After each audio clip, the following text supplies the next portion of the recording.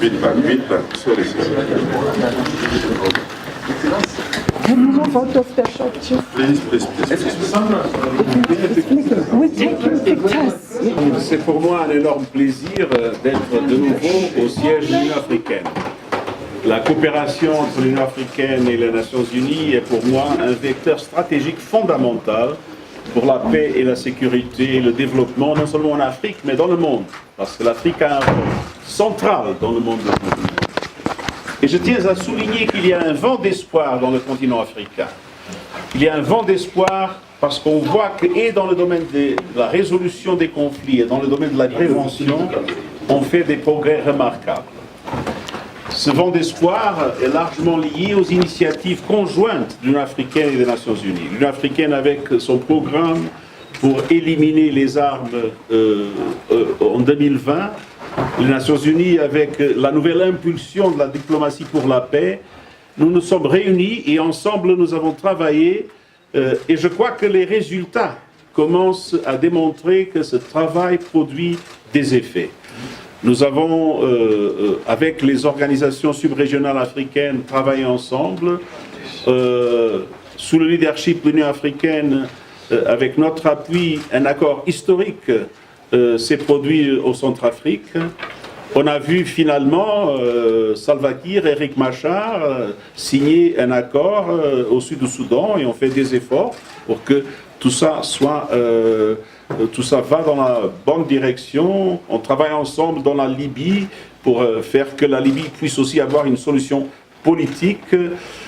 Et dans le domaine de la prévention, nous espérons que des élections qui ont eu lieu et dont beaucoup de gens parlaient avec des prévisions catastrophiques, les choses vont, et je crois qu'il y a des conditions pour construire la stabilité et l'union dans les pays comme le Madagascar, comme le Congo, comme le Mali, où ces élections se sont produites finalement sans violence.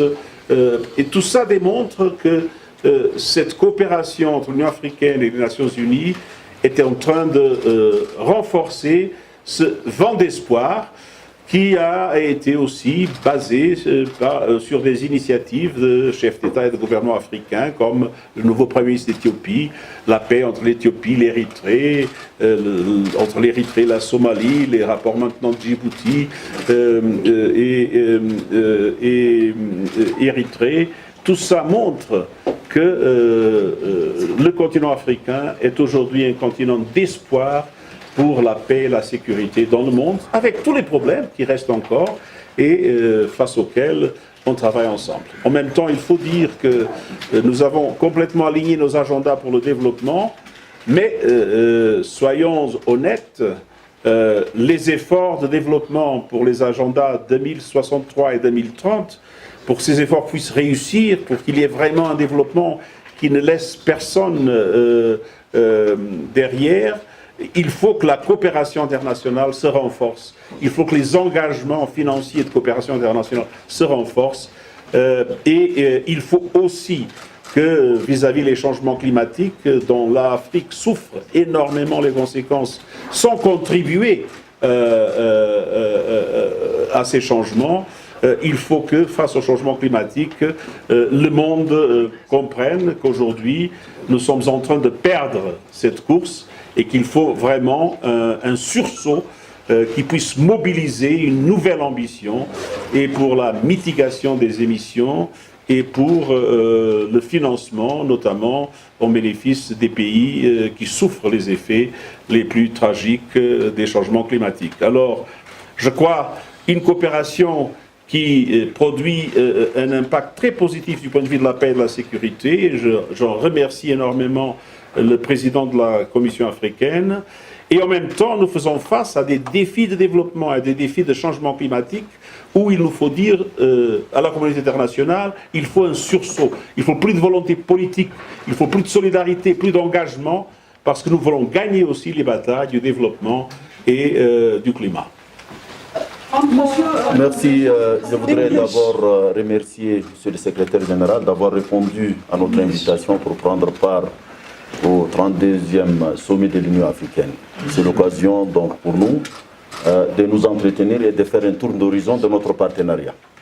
Je confirme que notre partenariat se porte très bien, qu'il s'agisse du domaine de la paix, de la sécurité et du développement. L'exemple le plus récent est que de concert, nous avons mené des pourparlers à Khartoum et il y a 3 jours, un accord a été signé à Bangui entre le gouvernement et les groupes armés. Nous continuons à travailler sur le dossier de la Libye, nous travaillons sur le Sud-Soudan, nous travaillons sur la Somalie, sur le Sahel.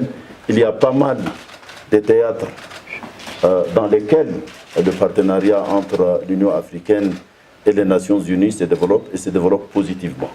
Je crois que cet effort, ce partenariat commence à porter des fruits.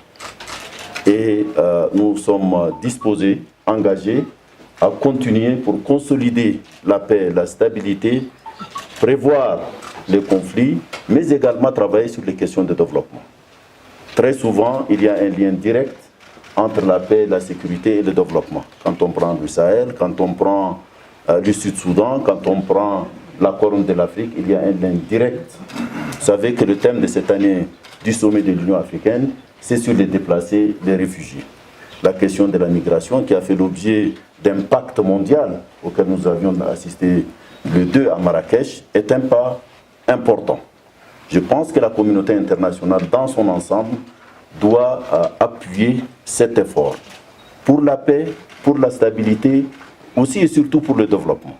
Les liens directs, les questions climatiques et au niveau de nos 2 organisations, nous travaillons, qu'il s'agisse de l'agenda 2063 de l'Union africaine et de l'agenda des Nations unies, agenda 2030, nous avons mis des mécanismes de coordination et de rapports qui seront faits en commun. Donc, merci, Monsieur le Secrétaire général. Je pense qu'il y a certainement des défis. Cela va de soi, mais nous sommes disposés à travailler ensemble pour essayer de résoudre toutes ces questions. English. In English. Yes. Okay.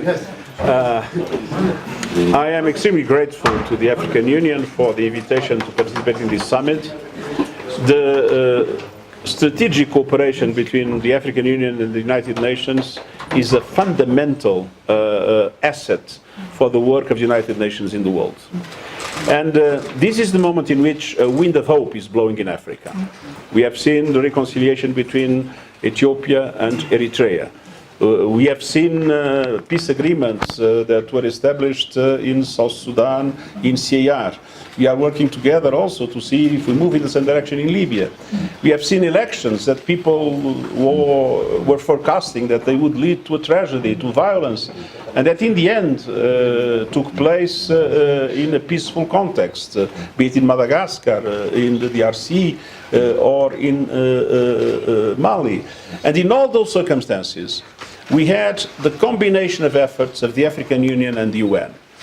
A combination of efforts of an agenda to make sure that guns will be silent from 2020 onwards, and this is, of course, the African Union commitment, linked to our surge of the UN for diplomacy, a surge in diplomacy for peace, and the 2 things combined are producing results in conflict resolution and in prevention of conflicts, and I believe Africa is becoming an example where it is possible to solve conflicts and it is possible to prevent conflicts. And this wind of hope, I believe, can then be extended to other parts of the world. On the other hand, we are working together very closely, aligning our 2 development agendas, facing the challenges of climate change. But there, I have to say, we need to tell the international community we need more political will in development cooperation. There is no peace without development. More political will in relation to the ambition in climate change, ambition for mitigation, for adaptation, for finance. We are losing the race with climate change, and this can be a disaster for Africa and for the world. And Africa will pay an even higher price because of the dramatic impacts in the continent and the fact that Africa doesn't contribute much to the warming of the planet. And so we will not only work together in cooperation in the development and in support to the countries of Africa in development and in response to climate change, but we will be more and more raising the awareness of the international community that the international community needs to do much more in cooperation for development and in addressing the dramatic challenges of climate change. On the other hand, I want to say that I was High Commissioner for Refugees during 10 years. Africa is a continent where the borders are open for refugees, where refugees are protected. It's an example for the world. It's an example of solidarity that the rest of the world, especially the richest part of the world, should be able to follow. And on the other hand, it is clear that the African continent has also been a continent in the leadership in relation to addressing migration flows. There are more African migrants in other African countries than in Europe, contrary to what many people think. And in Africa, this has been managed in a much more humane way. So my strong appeal is for what was agreed in the compacts about migration and about refugees to be effectively implemented, and we count a lot on African leadership in this regard. Thank you very much. Thank you, SG. Thank you.